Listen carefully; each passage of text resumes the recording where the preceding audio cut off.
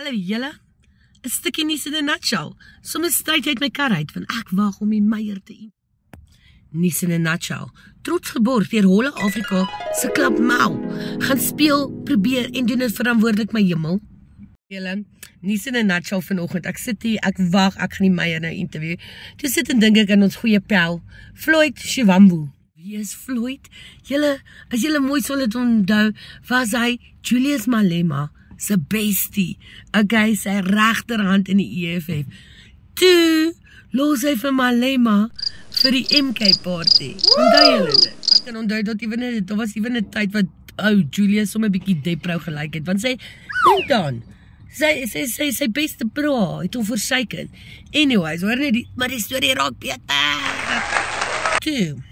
Toe Floyd by die MK party kom, toe word hy SG gemaak. Okay, vir die van julle wat nie politiek volg nie, Secretary General, okay? So dis omtrent ek dink derde hoogste in 'n party, okay?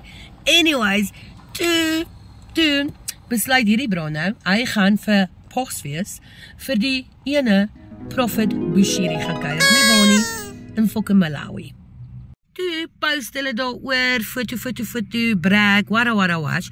Anyways, toe kom hy in kak by die MK party. Of wag, eerste was hy, like, julle weet mos, mense praat maar, wat. Anyways, nou is die arme bra gedemote. Kyk, hy het gesê, hy glo nie hy het iets verkeerd gedoen nie. En die visit was, like, nie business nie. Maar, ja, nou het hulle hom gedemote van SG net na 'n normale parlementslid. Ja, so, think about it.